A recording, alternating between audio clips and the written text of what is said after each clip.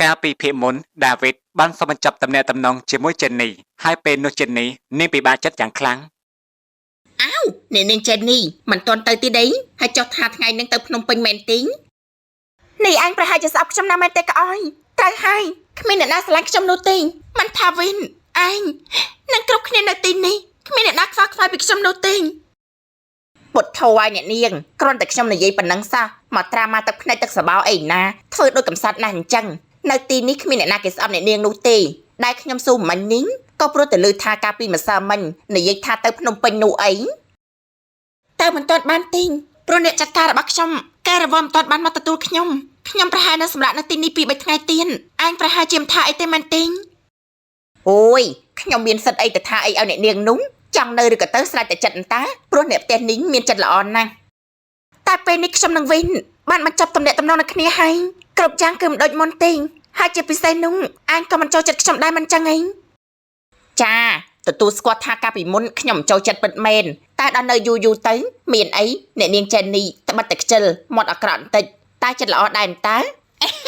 ឲ្យលុយខ្ញុំរហូតអញនេះពិតជាមុខលុយមែនឥឡូវខ្ញុំមានការងារឲ្យអញធ្វើហើយខោអាវនៅក្នុងបន្ទប់របស់ខ្ញុំមួយកំ pl ជួយយកទៅបោកទឹកឲ្យផងហ្នឹងចាំយើងឲ្យលុយចាយចា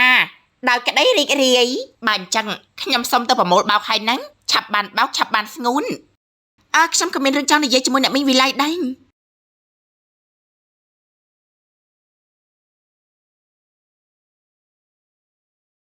មានរឿងអីមែនទេក្មួយចេនីខ្ញុំមកសុំអ្នកមីងស្នាក់នៅ2-3ថ្ងៃទៀតខ្ញុំមិនទាន់បានទៅភ្នំពេញភ្លាមទេព្រោះអ្នកចាត់ការរបស់ខ្ញុំគាត់នៅរវល់អ្នកមីងថាយ៉ាងម៉េចដែរទេពុទ្ធោក្មួយចង់នៅសម្រាប់ប្រហែលថ្ងៃទៀតក៏មីងមិនថាអីដែរ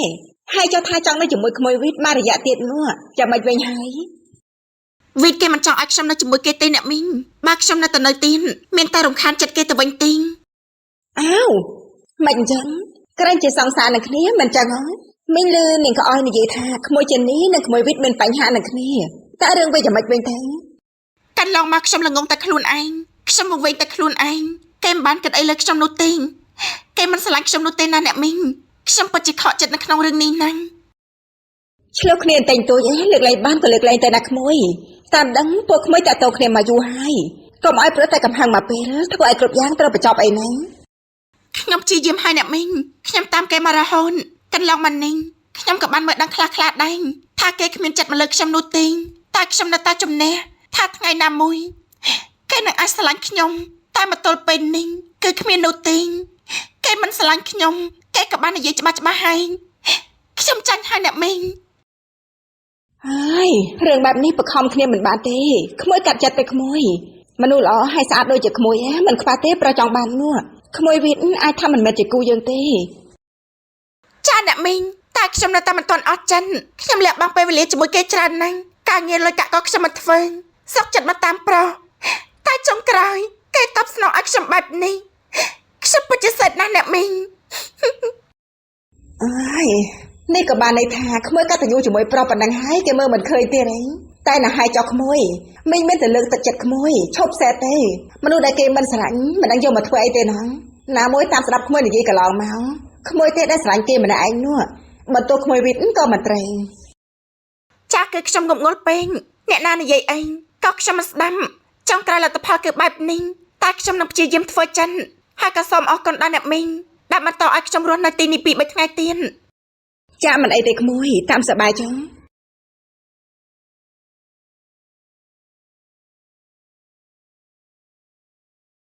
នេះបើកូនមិនទាន់បានស្រូបខ្លួនទេកូនសម្រាប់សិនចុះមិនបាច់ធ្វើអីនោះទេបាទលោកប៉ាខ្ញុំគិតថាខ្ញុំបានធូរច្រើនហើយតែគ្រាន់តែនៅជើងមុខរបួសតិចតែប៉ុណ្ណឹងកូនមានរឿងច្រើនត្រូវនិយាយជាមួយនឹងកូននីឡាណាមួយរយៈនេះនាងធ្វើការហត់ណាស់នាងបានទៅមើលការងារជំនួសកូននៅឯក្រុមហ៊ុនណាបាទលោកប៉ាខ្ញុំដឹងថាគួរធ្វើយ៉ាងម៉េចហើយអញ្ចឹងខ្ញុំសុំទៅនិយាយជាមួយនាងសិនហើយ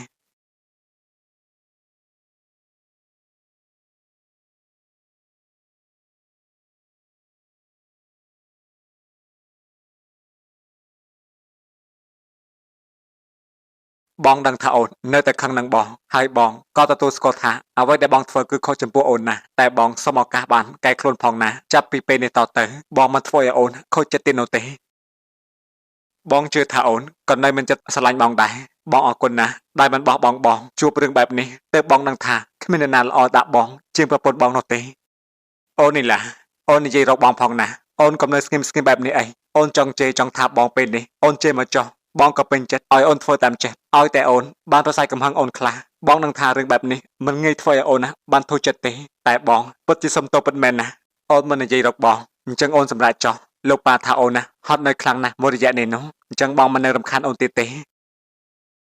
បងចង់ទៅណាទិញ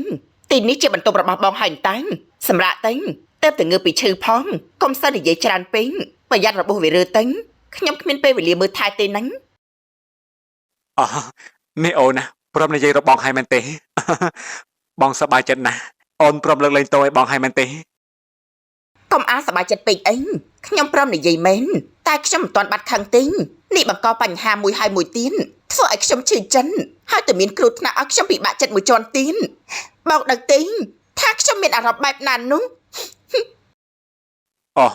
ឲ្យបងសុំទោសព្រោះតែពេលនោះបងគិតថាបងគ្មានសន្តានាទេនោះទេអូនក៏លែងត្រូវការបងបើអត់អូនពិភពលោករបស់បងក៏គ្មានន័យដែរតែពេលនេះបងបានដឹងហើយថាអូនស្រឡាញ់និងបារម្ភពីបងប៉ុណ្ណានោះ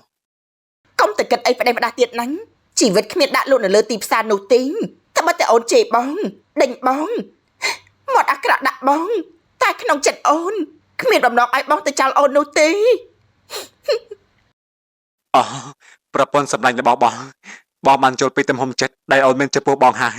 នេះសម្រេចថាអូនឈប់ខឹងនឹងបងហើយមែនទេនៅទេ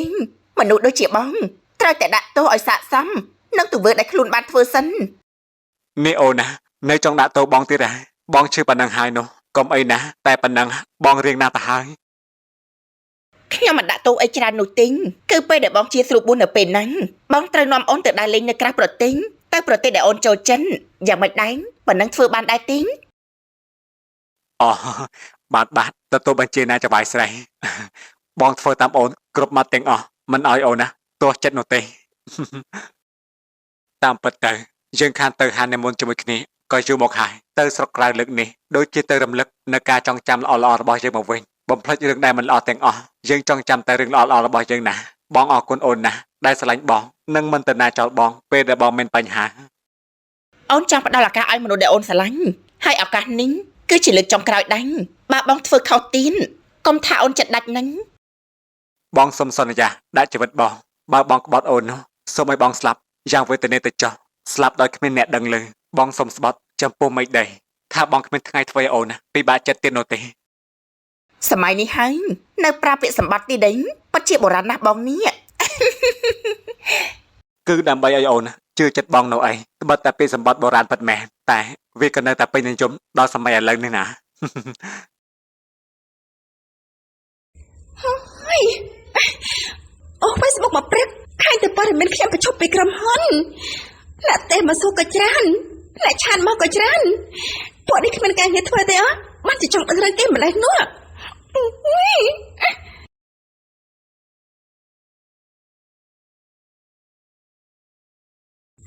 ហើយនេះចង់ចេញក្រៅក៏មិនបានមែនតែអ្នកកសែតនៅវិញមកខុនដូនេះពួកវាគ្មានអ្វីធ្វើទេអត់បានជាមកអើក្បាលចាំសម្ភារតែខ្ញុំនោះ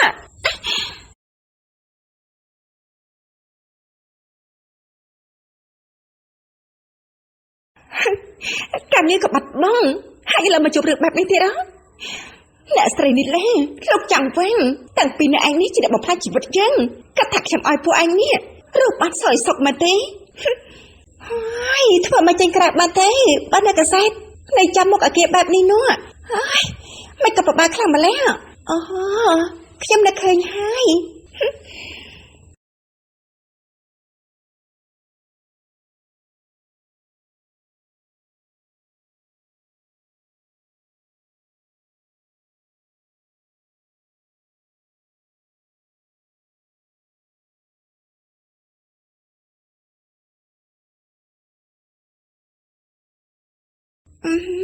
តែប៉ុណ្ណឹងឯងសង្ឃឹមថាអ្នកកសែតមើលមិនស្គាល់ទៅចឹង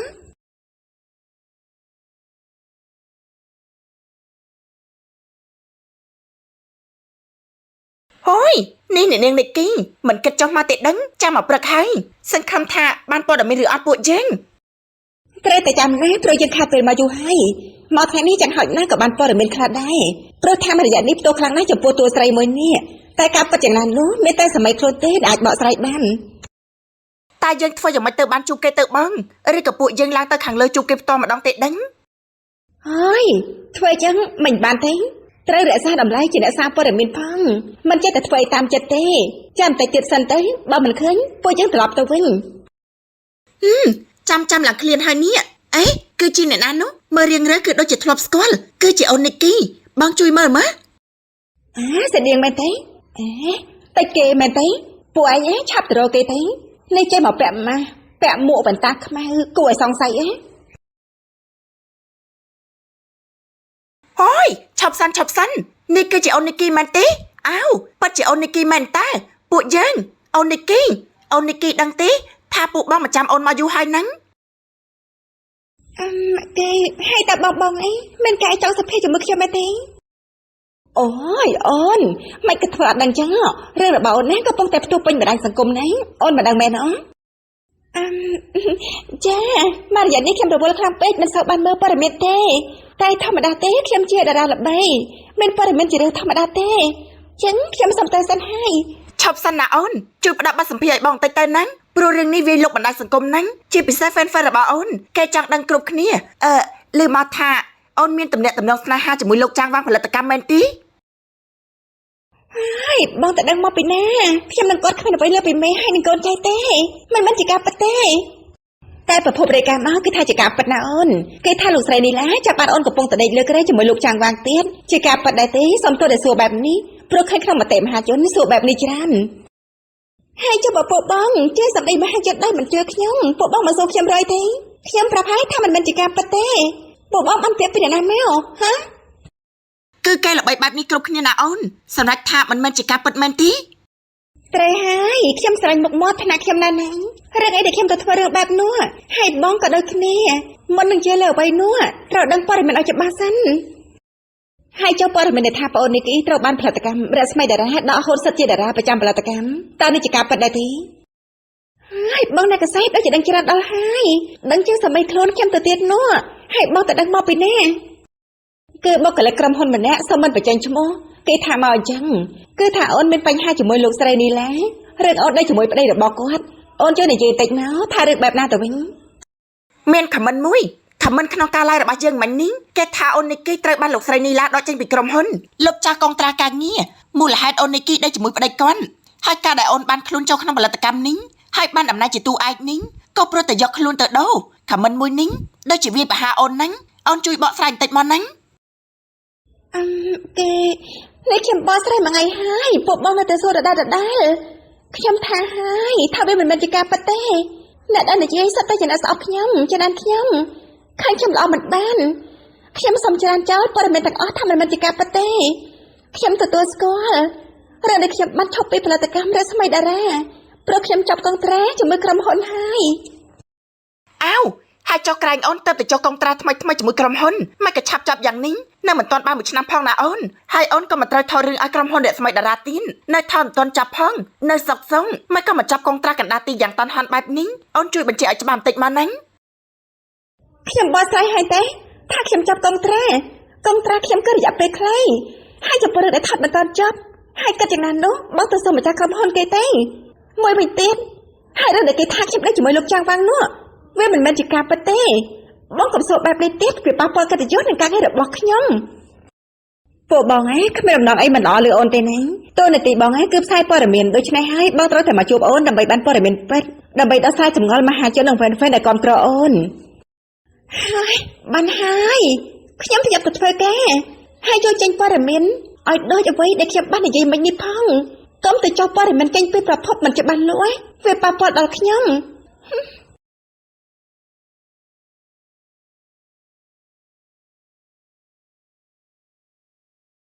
ប្រិយមិត្តទាំងអស់គ្នាដែលកំពុងទស្សនាបានឃើញបានឮហើយមែនទេថាពាក្យចចាមអារ៉ាមដែលពាក់ព័ន្ធនឹងអូននីគីគឺមិនមែនជាការពិតនោះទេដែលថាអូនទៅដេកជាមួយប្តីគេនោះតែរឿងដែលអូននីគីចេញពីផលិតកម្មរស្មីតារាគឺជាការពិតក៏ព្រោះតែអូនបានបញ្ចប់កងត្រាជាមួយគ្នាហើយពេលនេះពួកខ្ញុំនឹងក្រុមការងារសូមបញ្ចប់ការ live ត្រឹមនេះបើមានព័ត៌មានអាប់ដេតថ្មីនឹងធ្វើការផ្សព្វផ្សាយម្ដងទៀតណាសូមអរគុណ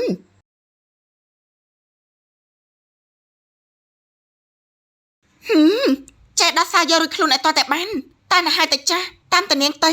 ខ្ញុំក៏គ្មានអីចង់ចំអកឲ្យនាងដែរនាងជួបរឿងប៉ុណ្ណឹងចាត់ទុកថាជីវិតវាដុនដាបណាស់ទៅហើយកាត់តែងជីវិតជាតារាងគឺមានរឿងស្មុគស្មាញច្រើនណាស់មានអ្នកស្អប់មានអ្នកស្រឡាញ់ដែលលើវិថីមួយនេះគឺដូចជាធ្វើសង្គ្រាមដូចនេះដែរតែมันប្រយ័ត្នដោយស្លាប់ទាំងរូបដូចនេះដែរមានតែរស់នៅសាមញ្ញទីស្រឡាញ់អ្វីដែលខ្លួនឯងមានទៅជាសេចក្តីសុខតាមការពិតទៅនៅទីនេះក៏ក្តីសុខមួយយ៉ាងដែរត្បិតតែគ្មានអីគ្រប់យ៉ាងដូចទីក្រុងតែវាមានភាពស្រស់ស្អាតស្ងប់ស្ងាត់តិចចិត្តមិនគិតច្រើនខ្ញុំហាក់ដូចជាពេញចិត្តនឹងបរិយាកាសនៅទីនេះហើយអេហើយចុះណាមកក្បែរចំការខ្ញុំនោះ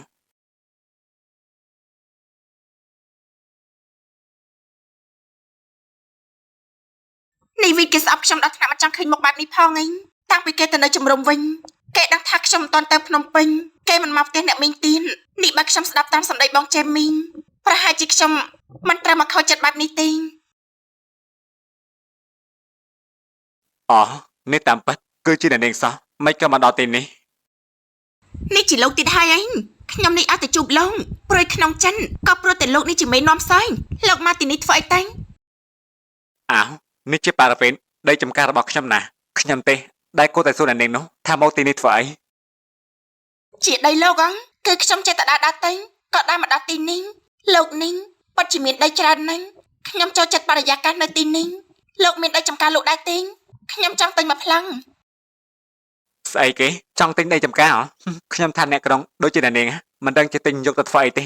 បើមិនចេះទាំងធ្វើចំការផងនោះនៅក្រុងអស់ហើយតាហើយខ្ញុំក៏គ្មានដីចំការលក់ឲ្យនាងដែរខ្ញុំនេះមានតែទិញចូលថែមបើលក់គឺមិនដែលលក់ទេ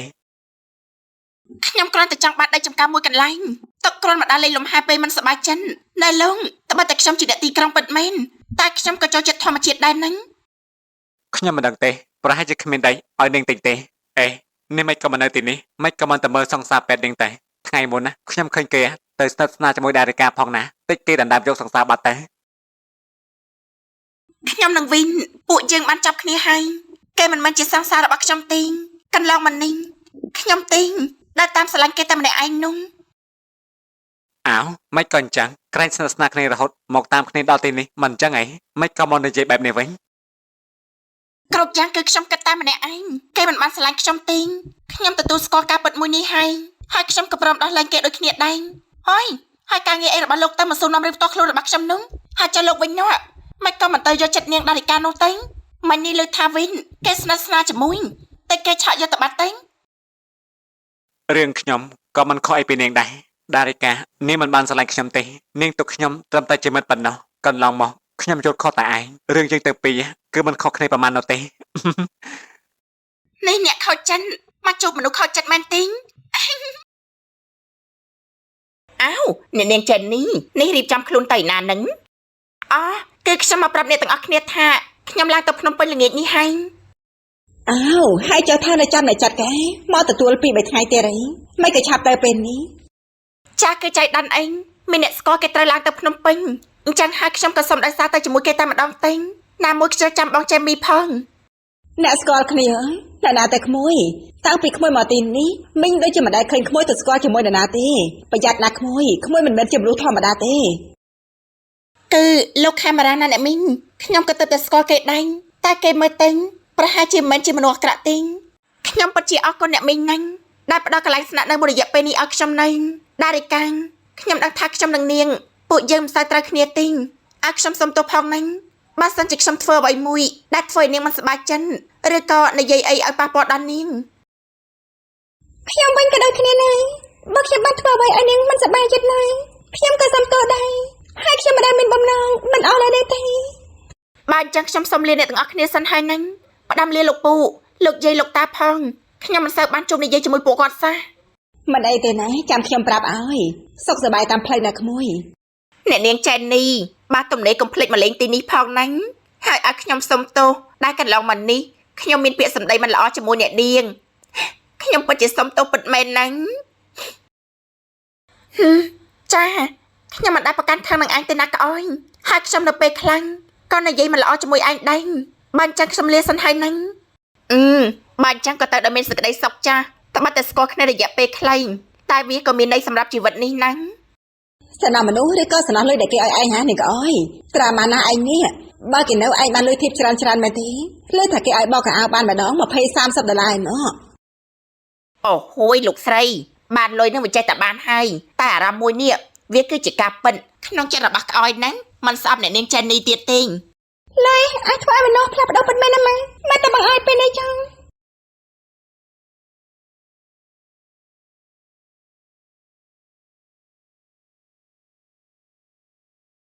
អូយអ្នក